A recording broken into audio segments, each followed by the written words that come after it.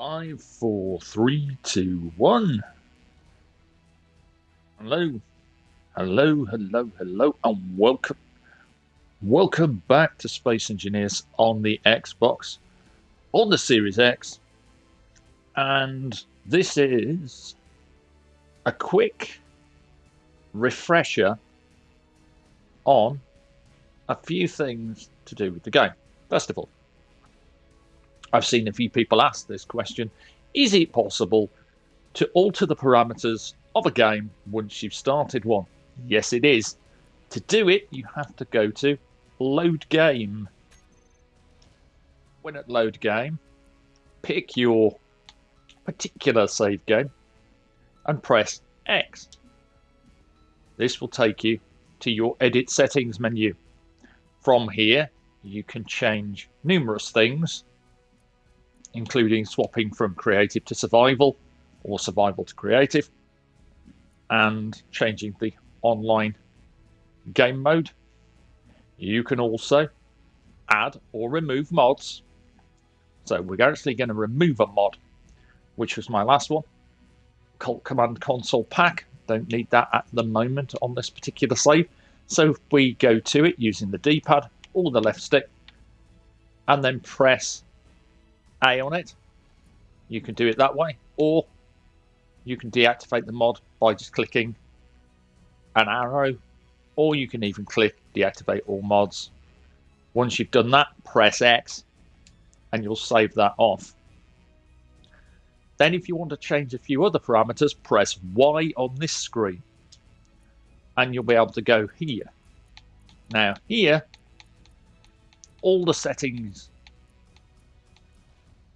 are here based on when you started the game using advanced settings. So if you wanted to put spiders and wolves in, you could. If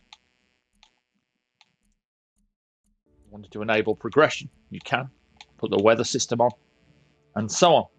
Again, once you're happy with all the radio buttons and settings as they are, press X. And then, once more, press X. Do not press B, press X, and you'll confirm. Then, all you need to do is load up your save game by pressing A. And we jump into my save game here, which is my creative save, which I've had since the start of Space Engineers on the Xbox last year.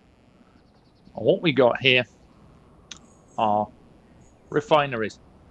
This is what I wanted to talk about because this will dovetail into my new player survival guide quite a lot. And it's another thing I've seen people do and ask about.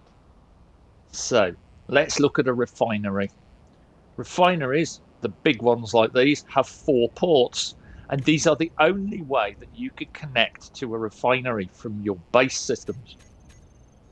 So if I pop out the refinery, you'll see there's a port on the bottom and there's the same one on the top, which means you can stack these like this. If you're running out of space, you can take your refinery up like so. If you're connecting refineries with your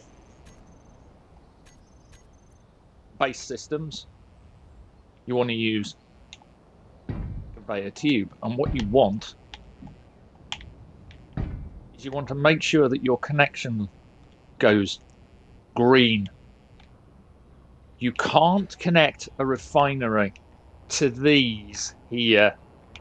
If you try, this is what will happen. It won't blow up or anything, but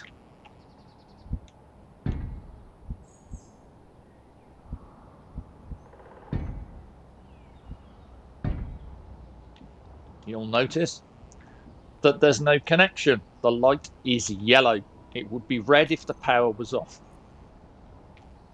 So, question then, what on earth are these on the back of the refiner?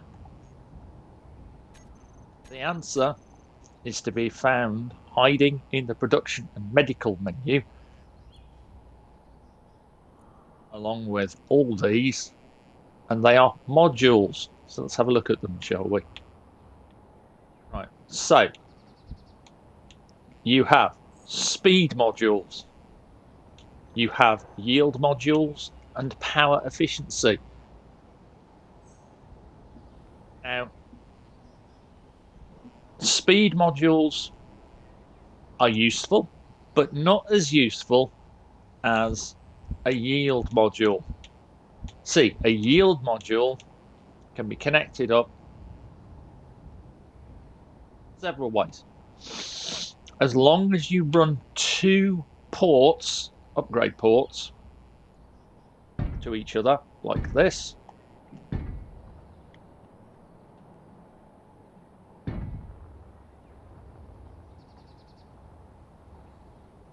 you have 4 yield modules on a refinery.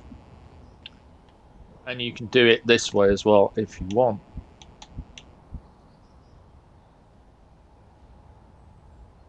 As long as you're connecting 4. And the difference between a refinery with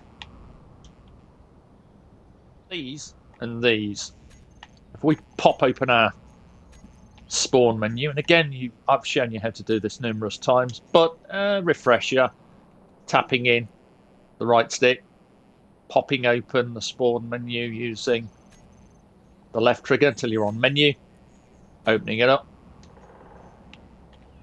If you want to spawn directly into the box, make sure that you are looking directly at the box, then open the menu, and then we're going to pick stone out of this lot.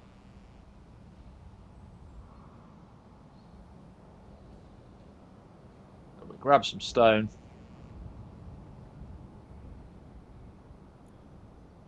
Then with the left stick, with the A button, select it, then with the left stick come down to the amount, and we're just going to enter the full amount, all the 9s, and we're going to spawn into target container once. You're going to hear the refinery kick in, and we're going to run that for a few moments.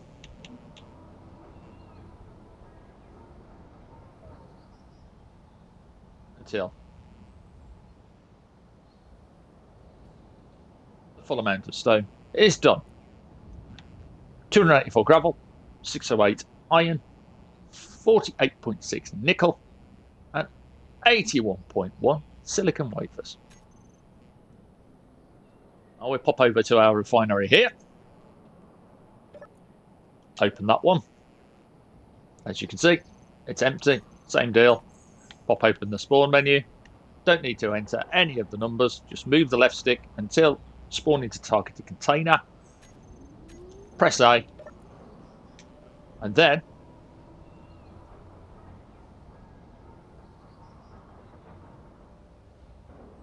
the same amount of stone, we get significantly higher yield from our modules. 1.22 K iron as compared to 608. So when you're building refiners and you get your modules, it's worth your while if you're running your game with the higher refiner and assembler speeds anyway, dropping some yield modules onto the back of your refiner to get these higher yield results. As I said before, you can only connect up your refiners and your assemblers to these actual cargo conveyor ports, not the upgrade module ports at the back. I've seen a few people trying to connect up and wondering why their system's not working.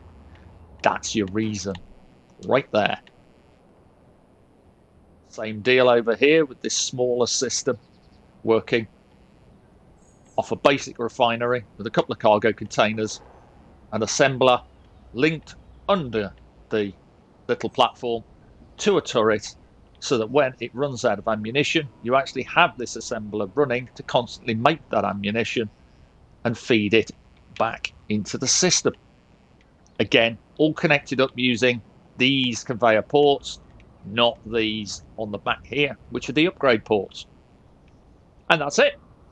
That's my little refresher or sneak peek at what I'm going to be talking about when I do my survival guide next for new players. And a bit of a talk about these modules. Definitely worth looking into. And if you have a base that's sucking lots and lots of power, you could also mix a couple of yield modules with a couple of power efficiency modules. If you think the refiner's going too slowly, you could put a couple of yield modules on there, have a power efficiency on there, and a speed module. It's entirely up to you how you mix and match them, as long as you put them on the correct port. To get the full effect of a module, though, use both ports.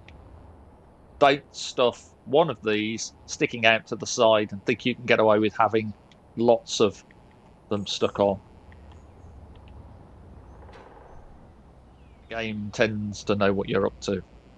And that's it. That's all I have to say on that subject. Coming up, new player guide on survival again, where we'll look at potentially getting a vehicle that we can use to go scooting around to find more resources. This will be an air vehicle. I'm going to use some of the sci-fi atmospheric thrusters. I like the look of them. Since we've got the metal grids now on that save, we can do a lot more with it.